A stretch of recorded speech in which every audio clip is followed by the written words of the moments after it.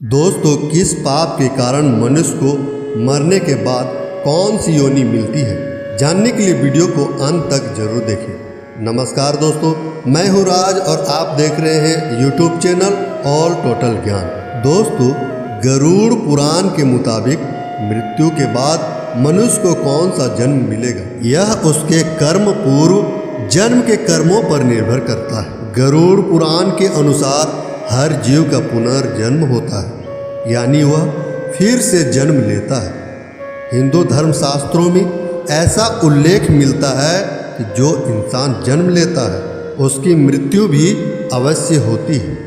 गरुड़ पुराण के मुताबिक मृत्यु के बाद मनुष्य को कौन सा जन्म मिलेगा, यह उसके कर्म पूर्व जन्म के कर्मों पर निर्भर करता है। परंतु क्या आप जानते हैं कि मनुष्य मरने के बाद कौन सी योनि में जन्म लेता है, साथ ही यह उसके कौन से कर्म के अनुसार मिलती है? यदि नहीं जानते हैं तो इस वीडियो को लास्ट तक आप अवश्य देखें, यदि नहीं तो आगे गरुड़ पुराण के अनुसार इसे जानते हैं। दोस्तों, गरुड़ पुराण के अनुसार दूसरे की पत्नी से संबंध बनाने वाला व्यक्ति घोर नरक में जाता है। फिर वहाँ उसे पहले भेड़िया, फिर कुत्ता, गिद्ध, सियार, सांप, कौवा और अंत में बगुला की योनि प्राप्त होती है।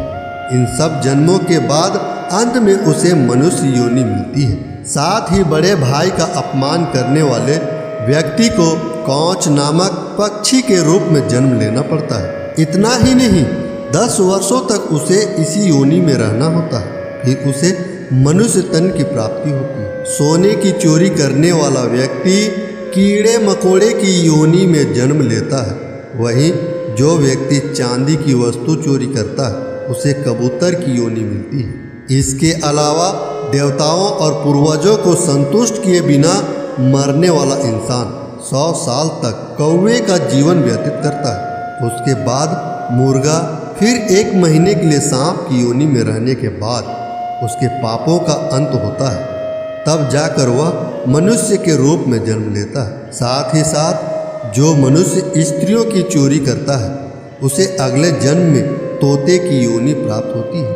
वही जो व्यक्ति किसी शस्त्र से किसी की जान लेता है उसे गधे की योनि में जन्म लेना पड़ता है। उसके बाद वह हिरण का जीवन व्यतीत करता है और फिर उसकी हत्या भी किसी शस्त्र से ही होती है। फिर वह मछली, कुत्ता, बाघ और अंत में मनुष्य योनि को प्राप्त करता है। सुगंधित पदार्थों की चोरी करने वाला व्यक्ति छछूंदर की योनि में जन्म लेता है। दोस्तों, गरुड़ पुराण के अनुसार इन कर्मों को करने वाला इन सभी रूपों में जन्म लेकर अपने कर्मों का फल भोगता है। दोस्तों, ये जानकारी आपको कैसी लगी, आप हमें कमेंट में अवश्य लिखें। आशा करता हूँ ये वीडियो आपको अच्छी अवश्य लगी होगी। अगर ये वीडियो आपको अच्छी लगी हो तो हमारे इस वीडियो को लाइक अवश्य कर दीजिएगा और चैनल में नए हैं तो नीचे लाल रंग के बटन को दबाकर सब्सक्राइब कर दीजिए और ऑल नोटिफिकेशन को भी ऑन कर दीजिए ताकि इसी तरह की जानकारी आप तक पहुंच सके।